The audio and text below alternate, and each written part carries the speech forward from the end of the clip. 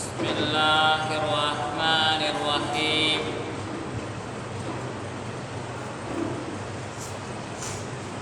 Para number 20 Suratul Qasas ayat number 55 Safa 625. أعوذ بالله من الشيطان الرجيم. بسم الله الرحمن الرحيم. وإذا سمعوا اللغو أعرضوا عنه وقالوا لنا أعمالنا ولكم أعمالكم سلام عليكم لا نبتغي الجاهلين إنك لا تهدي من أحببت ولكن الله يهدي من يشاء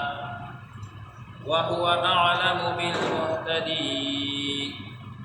صدق الله العظيم. بسم الله الرحمن الرحيم. وإذا سمعوا أو هركلا چدي أوري اللغو وذو الخبر أعرضوا عنه نمخ أريدها غينا وقالوا أو ديواي لنا أعمالنا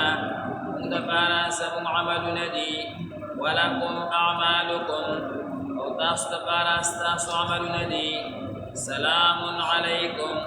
سلام دي بتعصبان دي لا نبتغي الجاهلين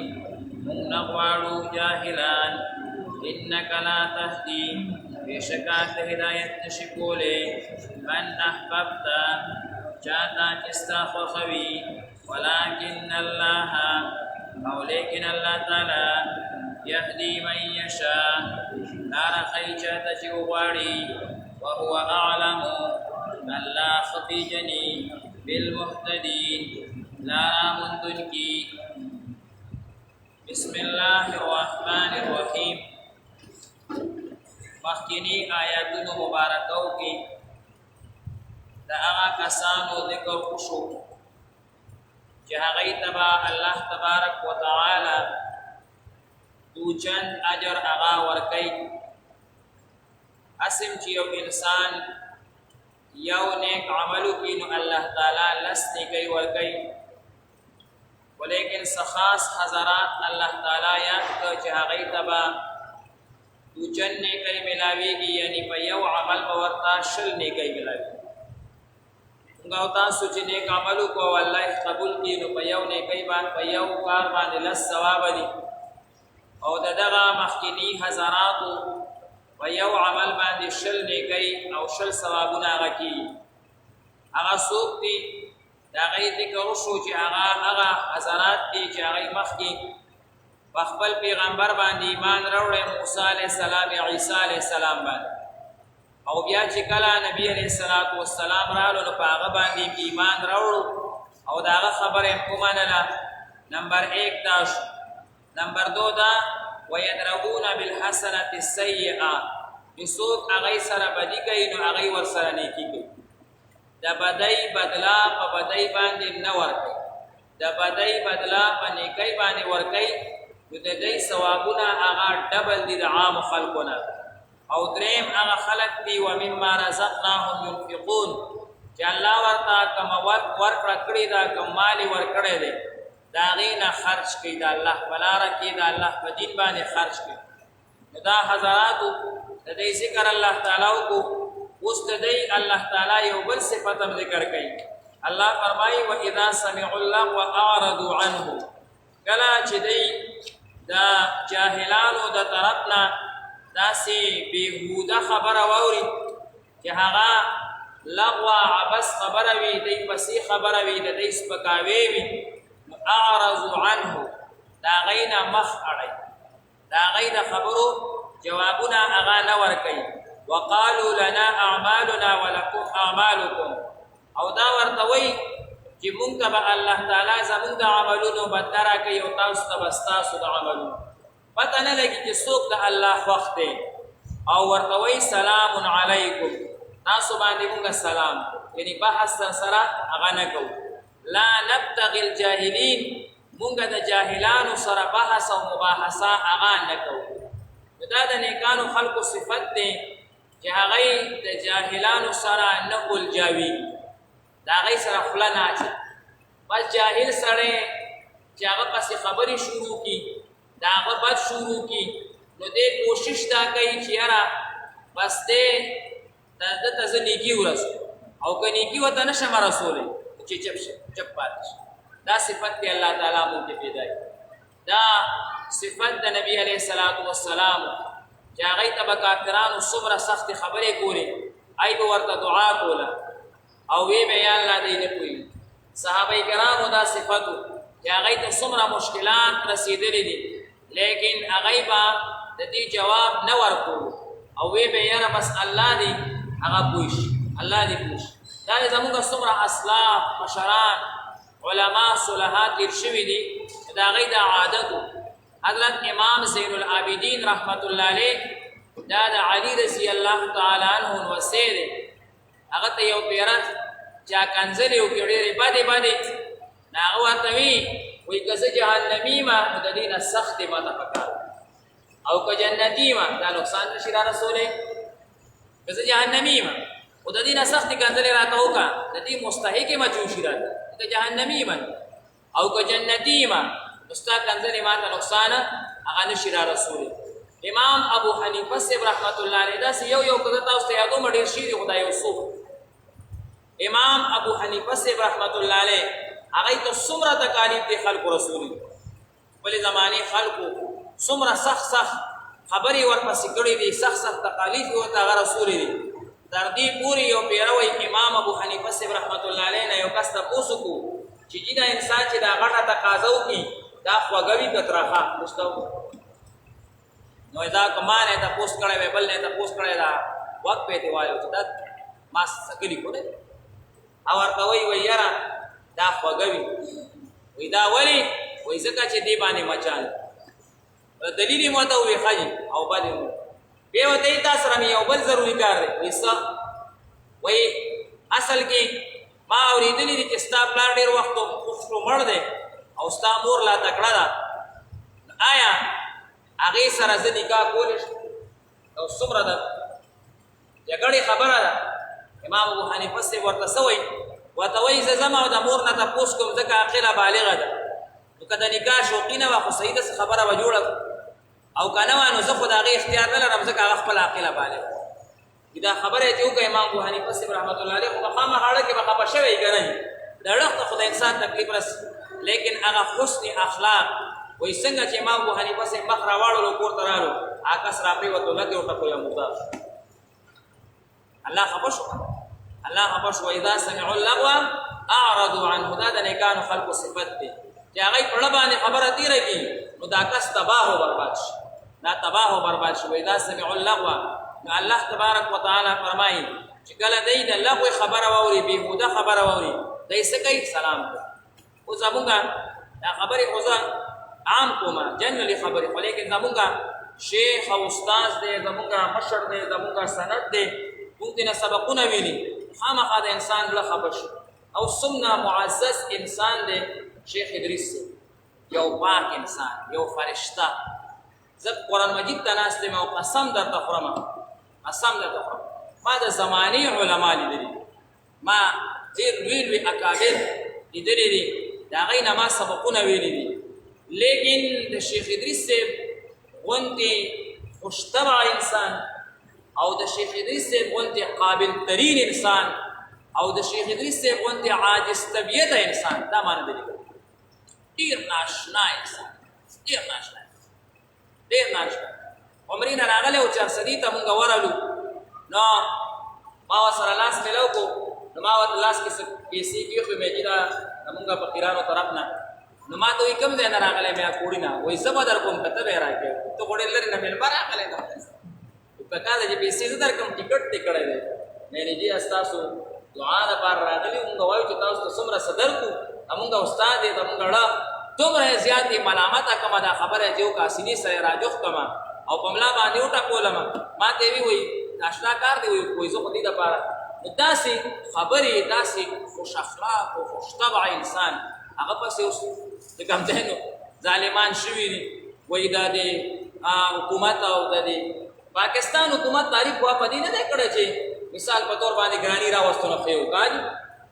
یا مثال په خلکو ظلم کوي نو ښه وکړي دا خو یې نه دي ویلي خو دی وایي چې د معاشرې نه جنګ ختم دا په دې تعریف کړی نو ښه خبره یې کړې ده بس زه صحیح دا یې ویلې چې هغه جنګ ختم شو او د پاکستان پکې ډېر لوی لاس دی نو جنګ چې ختم شي خو فتنه ختمه شوه دا ګراني د څه نه را روانه وه د جنګ نه را روانه وه تیل د څه د وجې باندې خو جنګ دی امن ولې نشته په دې کې چاپېر ملکو جنګ دی که نه دی جنګ اوس د چا خوښ څوک دی وایي چې د چا جنګ خوښ د هېڅ چا جنګ نه دی خوښ نبي علیه الصلاة والسلام جنګ نه دی خوښ کړی د جنګ نه پناه غوښتې ده نو هغه ووایي چې شکر دی جنګ ختم شو او پاکستان پکې منډې تړې ووالې نو د دې پکې کمال دی چې یاره شکر دی دا جنګ یې ختم کړو نو دا خو پکار دی چې هغه ته داد ورکړی شي چې بالکل تاسو یو رښتیا خبره وکړه او د امن او د اطمینان خبره دې وکړه نو هغه ته انعام ورکول پکار دی نو وایي چې دا خو چې کوم دی نو د فوج نعوذ بالله من ذلک د فوج دا کوي او د فوج دا کوي او د فوج په هر وخت لګیا وي نه اورئ هغه هر وخت بیا چې کوم دی نو فوجیانو پسې هم لګیا وي حکومت پسې هم لګیا وي هر چا پسې چې غلطه خبره وکړي اول چې لګیا وي نو شیخ ادریس صاحب لګیا وي لیکن چې کله او هر بیان ساری نه زنانه وو ساری نه یو ګنټه الحمدلله په ریډیو باندې بیانې په لکونو خلک دا هغه بیان اوري په لکونو خلکو ته دنه هدایت عامل او شو پیره درس کې فرمایل دا یو وړه واقعه ډېرې واقعې مونږ ته پټې وي مونږ ته وي درس کې دا به خلکو ته نه وایي خو دا یو واقعه ډېره د عبرت ده دا وایي زما او ستاسو خپل رازونه وي دوی عوامو ته دا واقعي نه وایم چې بیا به خلک وایي د خپله بزرګي ذکر کوي وایي یو ورځ مې دا قصد وکړو اراده مې وکړه چې نور دا بیانونه نه کوم بس بل درس په کوم دارالعلوم کې او هلته 400 کې بس بیانونه نه کوم بیانونه پرېږدم دا مې اراده وکړه ځکه چې وایي دا راته ډېر زیات تکلیف دی بیا راپسې خلک څه وایي څوک څه وایي څوک څه وایي څوک چا پسې دې خبرې وکړي چا پسې دې خبرې وکړي حالانکې زما مقصد اصلاح وي دی وي بیا په ژړا شو په درس کې بیا وایي دا اراده مې د شپې وکړه چې بس دا ډېرې کې څومره دغه دي چې د پونې کومه چې یاره نور زه پروګرامونه نه کوم بس درسونه به کوم دې دوه مدرسو کې او بس بل سکون سره ژوند به تېروم بیا قسم سره ووایي قسم د وایي طالبانو وایي د شپې وینم چې جنت دی جنت مې ولید او په جنت کې وایي یو ناشنا مجلس جوړ دی چې په لکونو جنتیان ناست دي کته بر یو لوی سټیج وایي لګېدلی دی او په هغې باندې وایي نبي علیه السلام ناست دی او ورسره چې وایي ناست دی نو وایي خپل نوم یې واغوست او په ژړا وایي زما اوسئ پرده نبي علیه السلام او وایي چې په دې کې چې ما وکته نو یو صحابي دی هغه په میک باندې خبرې کوي چې اوس په بیان شروع کړي چې ټولو جنتیانو ته وایي په آخر کې چې کله د بیان نمبر رالو چې د چا بیان دی وایي زما نوم یې واغوستو چې شیخ ادریس صاحب به راشي بیان کوي وایي زه په چغو چغو په ژړا شوم چې نبي علیه السلام ناست دی وایي نبي علیه السلام په ملا داسې وټکولم چې پاس دومره لوی مقام ته رسېدلی انسان نبي علیه السلام وایي راته وایي چې پاس دا بیان وایي د نبي علیه السلام مخکې ما خبرې چېرته کولی شو په دې کې وایي راویښ دومره پاک انسان دومره الله والا انسان دومره الله ته رسېدلی انسان وایي نبي علیه السلام اکثر هفته کې دننه دننه وایي ما ته خوب کې راځي او یو پیره دی اوس وایي ما طالبانو ته ما ته نبي علیه السلام وایي د مدرسو دې څه حال دی لکه ګپ شپ را سره لګوي وایي ما ورته وایي حالات خراب دي خلک غریبانان دي مونږ ته به څه راکړي مدرسو ته به څه ورکړي په خپله باندې غریبانان روټۍ نشي موندی وایي نبي علیه السلام راته ګپ کې وایي چې ولې کله وي نو بیا مونږ په دې طالبانو دالونه خول ګپ یې ولګول چې دال بال پې خوروئ که نه تاسو طالبان په دالو عادت کړي دا د نبي علیه السلام سره دومره محبت دی انتهایي محبت ما وایي نبي علیه السلام ته چاپي هم کړي ده خوب کې دا هم خوب کې مونږ ته وایي نبي علیه السلام ته ما چاپي کړي ده باقاعده وایي یو پیره رالو زما نیکه ته زه خوب کې وینم زما نیکه ناست دی او نبي علیه السلام رالو او وایي ما نیکه ته چاپي کوله په خوب کې او نبي علیه السلام نیکه راته وایي چې پرېږده نبي علیه السلام ته چاپي نبي کریم صلی الله علیه وسلم ته ما چاپي بیا مې ته وایي څه سوالات تپوسونه وکړه د حدیثو مطابق نبي علیه السلام چې پلانکي کتاب کې دا دي پلانکي کتاب کې دا دي وایي د هغې جوابونه یې راته دومره پورې الله د قریب انسان قسم په خدای د دغو خپې ښکلول لاسونه خو څه خپې ښکلول پکار دي دا خو الله والا خلق دی خلکو پس خلق خبرې کوي څوک یې خر سوری څوک یې په سپي سوری نعوذ بالله من ذلک دی په څو خبرې کوي د ایمان نه لاس ویني قسم په خدای د ایمان نه لاس ویني الله تعالی فرمایي انک لا تهدی من احببت اے نبی علیہ السلام ته هدایت نشي کولای څوک چې ستا خو ایت ته هدایت نشي کولای ولکن الله یهدی من یشاء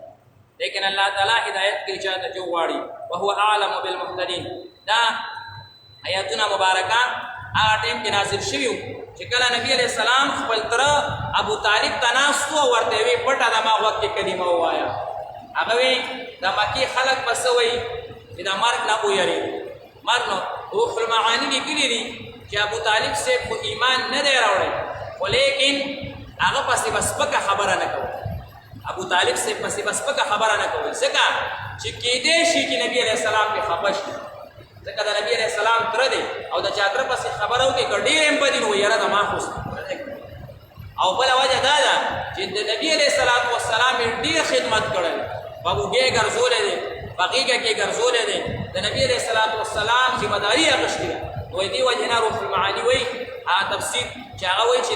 ابو طالب سے کو ایمان نه دی راوړی او د نورو کافرانو باندې سخت خبره ورپسې کول حرام او ناجایز دي اسنه حضور صلی الله علیه وسلم خپش واذا سمعوا کله چې دی ووري اللغو فذل خبر اعرضوا عنه ندعغینا مخعړی وقالوا وی لنا اعمالنا موږ پارا زموږ اعمال دي ولکم اعمالکم تاسو د پارا تاسو اعمال دي سلام علیکم سلام دی پتاسو لا نبتغي الجاهلين موږ نه طلب کو جاهلان انک لا تهدي بشکاتا هدایت نشکوره من احببت چاته جو باړي ولکن الله لیکن اللہ تعالی یهدی ہدایت کوي من یشاء چاله جو باړي او هو اعلم الله پیجنی بالمهتدین هدایت یافتا